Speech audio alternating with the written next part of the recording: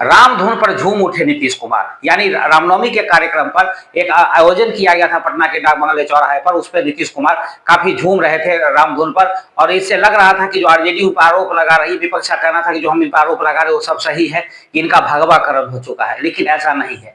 नीतीश कुमार ने कभी भी एक पक्ष की बात नहीं की, उन्होंने हमेशा दो पक्षीय पक्ष को रखा।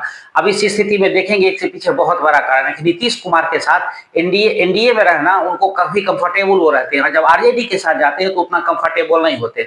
जब वो दूसरी बार आरजेडी के साथ गए तो उनको लगा कि यहाँ वो उनको सहजता महसूस नहीं हो रही थी। फिर संजय झा पर उनको काफी भरोसा, और संजय झा के कहने पर जब उनकी बीजेपी से बात हुई तो बीजेपी से बात होने के बाद जब संजय झा ने डील किया तो बहुत ऐसी बातें थी जो बीजेपी नहीं मान रही थी। फिर भी नीतीश कुमार दोबारा लौट करके आए। अब बार बार इसीलिए इस बात को कह रहे हैं कि अब इधर उधर नहीं करेंगे। और अब देखिए ये घटना ऐसे ही नहीं घट रही है। दिल्ली में एक बीजेपी के बहुत बड़े नेता यानी 5 बार के सांसद हुकुमदेव नारायण यादव ने कहा कि बिहार के राजनीति में कुछ भूचाल आने वाला है। तो पत्रकार ने सीधा सीधा पूछ लिया कि क्या ऐसा भूचाल आने वाला है, कि आपका चीफ मिनिस्टर बनने वाला है? तो उन्होंने कहा कि जी हाँ, मेरा चीफ मिनिस्टर बनने वाला है, यानी कि बीजेपी का चीफ मिनिस्टर बनने वाला है। तो इससे आप समझ सकते हैं कि नीतीश कुमार धीरे धीरे सत्ता जो है हस्तांतरित करने जा रहे हैं। और वो किसी दबाव में नहीं, कोई पॉलिटिकल प्रेशर नहीं है, क्योंकि नीतीश कुमार को लगता है कि निशांत को अगर राजनीति में जिंदा रखना है या उनको आगे की ओर बढ़ाना है तो इसी तरह से उनको आगे काम करना होगा। एक उदाहरण मैं आपको देता हूं कि जिस तरह शेर अपने शावक को 2-3 साल प्रोटेक्शन में रखता है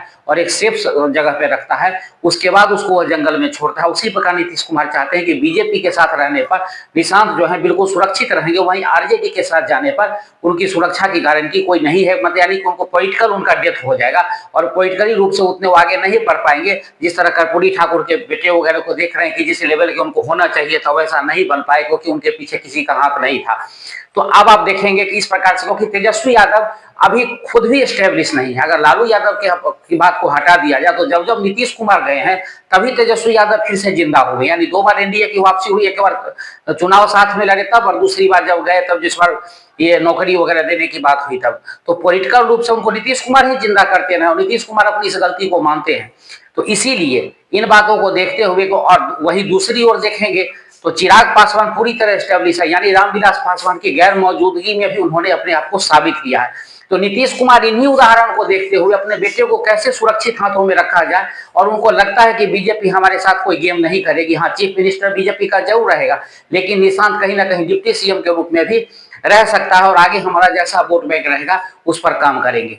तो इन दावेदारी को देखते हुए, इन तमाम चीजों को देखते हुए जिस प्रकार से नीतीश कुमार ने अपना कदम उठाया है, उसे साफ लगता है कि वो पूरी तरह सहजता के साथ सारा काम कर रहे हैं। जिस तरह वक्फ बोर्ड के मुद्दे पर उनको चारों तरफ से घेरा गया, उन पर काफी टिप्पणियां हुई, उन पर काफी आरोप लगाए गए, लेकिन उन्होंने एक बार भी किसी चीज का जवाब नहीं दिया।